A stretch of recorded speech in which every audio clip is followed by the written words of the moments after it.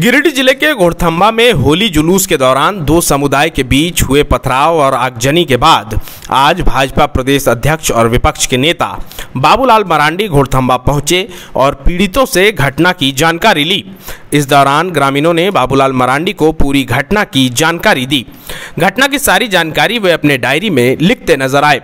बता दें, घोड़थम्बा बाबूलाल मरांडी के विधानसभा क्षेत्र में पड़ता है। इस दौरान मीडिया से बात करते हुए बाबूलाल मरांडी ने प्रशासन पर कई गंभीर आरोप लगाए। उन्होंने कहा कि पुलिस ने दोनों पक्षों के लोगों पर मामला दर्ज किया है, ये गलत है। एक पक्ष होली खेलने निकला था, उनके हाथ में रंग था, गुलाल था। पुलिस को उन लोगों को गिरफ्तार करना चाहिए जिन लोगों ने पत्थर चलाए, बोतल चलाए, आगजनी की। पुलिस सीसीटीवी फुटेज को देखे और दोषियों को गिरफ्तार करे। वहीं जिन बेकसूर लोगों की गिरफ्तारी हुई है उसे जल्द से जल्द बिना शर्त रिहा किया जाए। दिन तो जानकारी हमें उसी दिन मिल गया था और लगभग 10:30 बजे रात तक लगातार यहाँ से भी लोग टेलीफोन करते रहे और उस दिन भी यहाँ के पुलिस कप्तान से बात भी करते रहे और फिर जानकारी मिली यहाँ वो आए भी थे।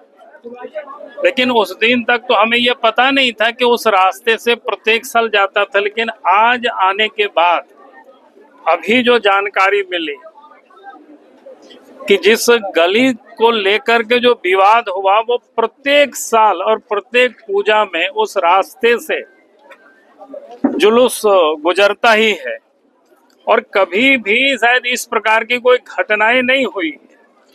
लेकिन अभी देख करके ऐसा लग रहा है या सुन करके ऐसा लग रहा है कि मानो पुलिस ने पहले से ही तय कर रखा था कि यहाँ पर झंझट हो, यहाँ पर दंगा फसाद हो, मामला और आगे बढ़े। क्योंकि होली के दिन हिंदू समाज कोई डंडा और पत्थर लेकर के लोग घूमते नहीं है, बल्कि हाथ में अबीर होते हैं या रंग होते हैं, उसी को लेकर के लोग घूमते हैं।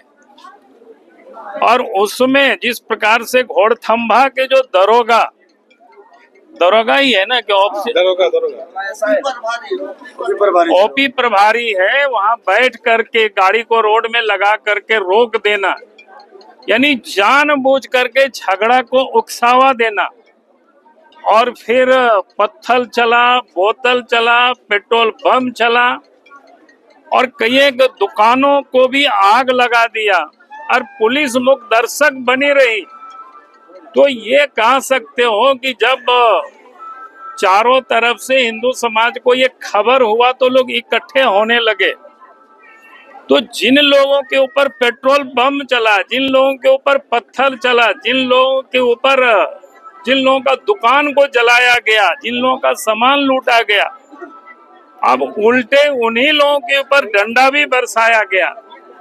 और जिस प्रकार से अभी लोगों ने बताया, कई एक लोग जो उस घटना में वहां पर शामिल भी नहीं थे, लेकिन जानबूझ करके नाम दे करके रात के 2:30-3 बजे सुबह जा करके घर में माँ बहनों को गाली देना, बच्चों को धक्के देना और पकड़ करके फिर जेल डालना। और उसमें भी जो एक तो पता चला कि जो बेचारा हरियाणा से आए हुए एक शादी में गुंडरी में पंडित जी, और उनको भी पकड़ कर पुलिस ने ले गया है। तो ये जान करके पुलिस यहाँ उकसावा कर रही है। मैं आज इतना ही कहूंगा कि एक तो जितनी भी निर्दोष है बिना शर्त सरकार उनको रिहा करे। जितनी लोगों की दुकानें जली है, सामान बर्बाद हुआ है, सरकार पूरी उन लोगों को दे। और यहाँ जो जानकारी मिली है, यहाँ के जो क्या कहते हैं ओपी इंचार्ज है, सीओ है, इन लोगों को तो यहाँ से हटानी चाहिए। अगर वो यहाँ से नहीं हटाते हैं तो यह आंदोलन या शांत नहीं होगा। और ये आंदोलन सिर्फ घोड़थम्बा में नहीं रहेगा, पूरा गिरिडीह जिला यह आंदोलन होगी और जरूरत पड़ेगी तो पूरे झारखंड में आंदोलन होगा। आखिर किस प्रकार से लोग अत्याचार लोग सहते रहेंगे? भाई आखिर क्या था कि लोग जाते हैं, अगर जुलूस लोग निकालते हैं और जुलूस में क्या है, रंग है, अबीर है। अगर किसी को रंग और अबीर से परेशानी होती है तो उनको घर में बंद रहना चाहिए, उनको बाहर निकलना ही नहीं चाहिए उस दिन। और जो रंग से जिनको परहेज है उनको खून खराबा करने से भी परहेज नहीं है। ये कैसी स्थिति है, ये हम सबको विचार करना चाहिए। और इसीलिए आज मैं इतना ही कहूंगा, जरूरत पड़ेगा तो हम इसी धनवार में या इसी घोड़थम्बा में आकर के धरना पर बैठेंगे, लेकिन लोगों को न्याय मिलना चाहिए। और पुलिस जो लोगों को तंग कर रही है उसे तुरंत बंद होनी चाहिए कि लोग यहाँ पुलिस रात में आएंगे, लोगों को सोने नहीं देंगे। अब जितना भी क्या कहते हैं वो कौन है ये सीसीटीवी जो फुटेज है उसको देख करके जो लोग उसमें शामिल थे उनके ऊपर कार्रवाई करिए। जो पत्थर फेंक रहे थे उनके ऊपर कार्रवाई करिए। जो सीसी चला रहे, बोतल चला रहे थे, पेट्रोल बम चला रहे थे, उनके ऊपर कार्रवाई करिए। और जांच तो वहां घरों में होनी चाहिए, किन किन लोगों के घरों में कितने पत्थर इकट्ठा हुआ है इसकी जांच होनी चाहिए। तब तो ये माना जाएगा कि वास्तव में सरकार निष्पक्ष रूप से मामला को शांत करना चाहती है। और नहीं तो ये कमजोरी नहीं समझे प्रशासन काम कर रही है। वही तो मैं कह रहा हूँ ना, मैं कह रहा हूँ गलत बयानी कर रहे हैं। बिल्कुल ये गलत बयानी है। गिरिडीह के पुलिस का हो या राज्य सरकार का हो या सत्ता पक्ष के नेताओं का बयान, जिसके हाथ में गुलाबीर है, जिसके हाथ में रंग है, उसको पकड़ करके अंदर कर रहा है। जिन लोगों ने पत्थर चलाया, जिन लोगों ने बोतल चलाया, जिन लोगों ने पेट्रोल बम फेंका, कार्रवाई तो उनके ऊपर होनी चाहिए। लाठी से किस प्रकार से विकास साहू को मारा है वो तो हमको लोगों ने क्या कहते हैं फोटो भेजा था, उसको हम तो ट्विटर में भी डाले। वो देख करके ही लगता है कि बेरहमी से पुलिस ने उन लोगों को पीटा जो लोग बेचारे खेल रहे थे। और यहाँ तक माँ बहने बताई, 2-4 लोग तो कि घर में बीमार थे, एक वो सोए हुए थे, उनसे तौलिया में उसको पकड़ करके पुलिस ले आती है, घर से बाहर निकालती है और गिरफ्तार करती है। तो इसके बाद अगर ये लोग कह रहे हैं कि भाई पुलिस निष्पक्ष काम कर रही है, तो इससे यह पता चलता है अगर वहां नहीं रोकते तो फिर मैं नहीं समझता हूं कि बाकी जो मुसलमान हैं उनकी जो गुंडागर्दी पर जिन लोग आए थे उनकी वो हिम्मत नहीं होती और वो लोग फिर हमला करने की दुस्साहस नहीं कर पाते। रघुवर जी ने कहा है कि पीएफआई का भी हाथ हो सकता है। इन्हें कहा कि हाथ किसका होगा तो जांच होनी चाहिए, लेकिन जिसका हाथ है वो तो साफ दिख रहा है यहाँ पर, उसकी हाथ तो यही दिख रहा है। उसमें जांच करने की क्या सीसीटीवी फुटेज है, कई लोगों के वीडियो में भी होगा, कई लोग मोबाइल में भी लोग बनाए होंगे, उसको जांच करना चाहिए। और दरोगा वहां थे, पुलिस वहां थे, किन लोग पत्थर चला रहे थे ये उनको बतानी चाहिए। हम तो एफआईआर भी हमने देखा है कि एफआईआर ने इस प्रकार से लिखा मानो ऐसा लगा कि हिंदू ही कोई आक्रमण करने जा रहे थे कोई मस्जिद में, ये कहीं कोई इस प्रकार की स्थिति नहीं थी। तो इसलिए मैं ये कह रहा हूं कि प्रशासन अब लोगों को धर पकड़ करना बंद करे और जितनी भी लोगों की सामान जली है गुमटी उस बाजार में लोगों का लगानी चाहिए। और अगर नहीं लगाती है सरकार तो हम आ करके बैठ करके लगवाएंगे, चाहे जितना भी धरना करना पड़े।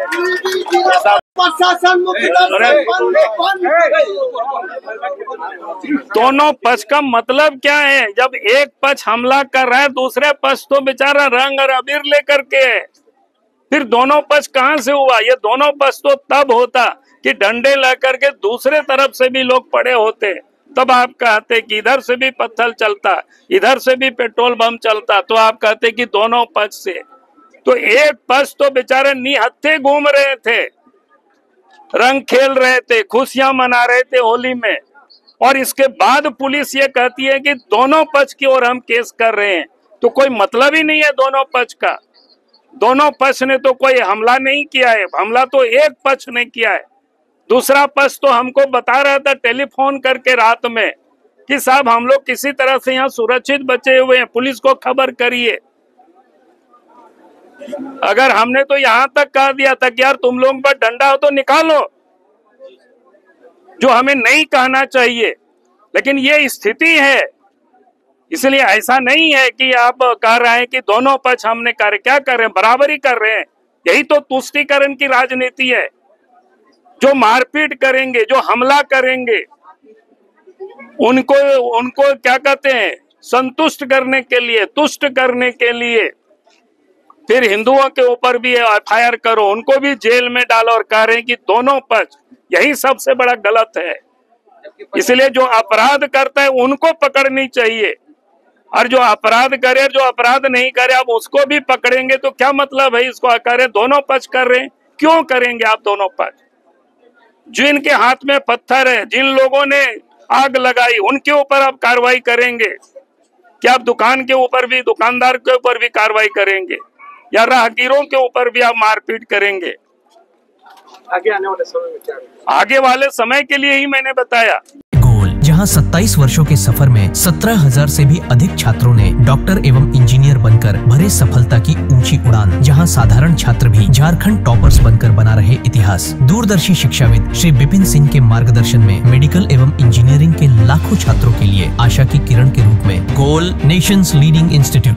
बायोम सिर्फ मेडिकल प्रिपरेशन का संस्थान। बायोम से लगातार दूसरी बार नीट यूजी में 700 मार्क्स पार। 10th पास स्टूडेंट्स के लिए फाउंडेशन कोर्स, 11th पास स्टूडेंट्स के लिए फ्रेशर कोर्स और 12th पास स्टूडेंट्स के लिए टारगेट कोर्स 17 अप्रैल से शुरू हो रहे हैं। कॉल 7360066190 और विजिट बायोम, circular road near women's college and Hinoo, Ranchi. thefollowup.in. Like, share and subscribe. www.thefollowup.in